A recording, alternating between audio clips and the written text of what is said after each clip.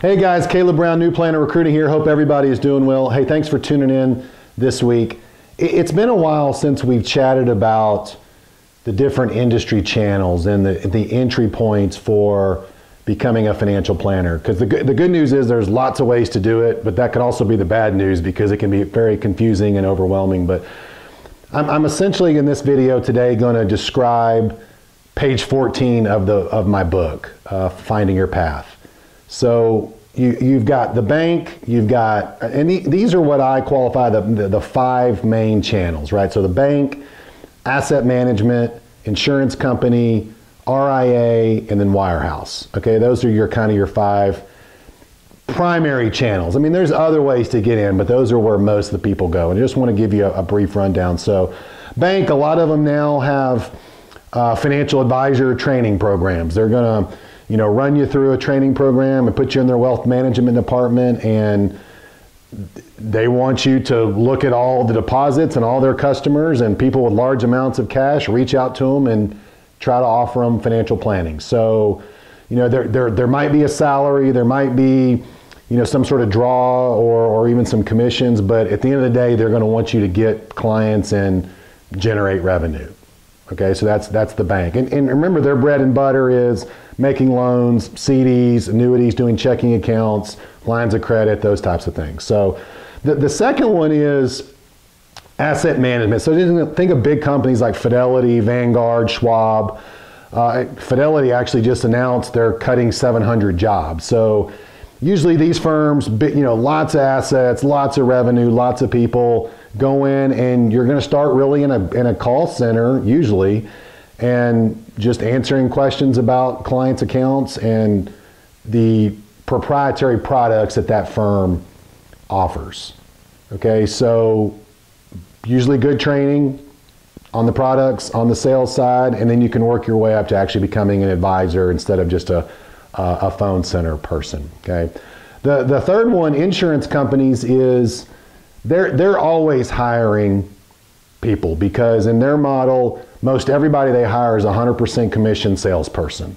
That's why when you go to Indeed, you go to Monitor, you see all these insurance companies offering positions because they don't really have any risk in training you and getting you hired and licensed, because if you don't really sell anything, they don't have to pay you. Okay. Now they do want to recoup some of their costs on the training and the licensing, but it's a law of large numbers. They know if they hire a lot of people that are out there selling products, that somebody will sell enough to cover the expenses of everybody else.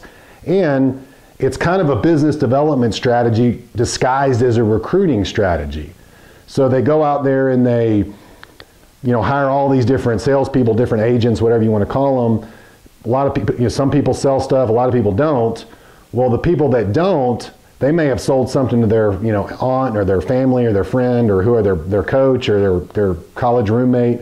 And then when they leave the business, that orphaned account goes to one of the other agents in the firm. So that's building their book of business. So really that's bank, asset management, insurance company.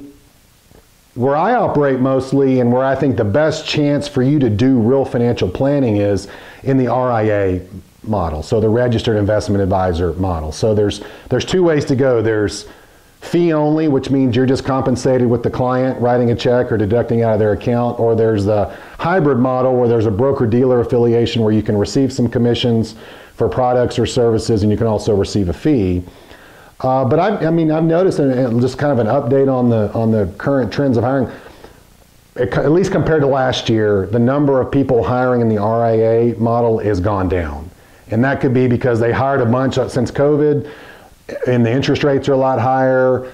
Could be for a lot of reasons. All right, so RIA, focus on registered investment advisor if you're really wanting those salaried positions, support positions. Another reason why you don't see a lot of these is because they're paying a salary and someone has to go and get those clients and get that revenue to pay for the salary. So it's not a sales situation. So you don't tend to see as many as you would in the distribution channels like bank, asset management, insurance company, and wirehouse, which we're going to cover next, which is, just think of like Merrill Lynch, UBS, all these big sort of more investment focused companies.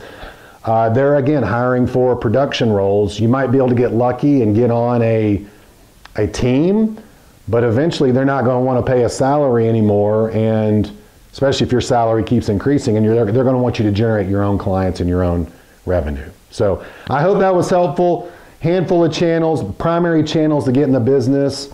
Stay tuned next week. We're going to talk a little bit about the personality makeup and maybe which channel you'd be the best fit for. See you next time. Bye-bye.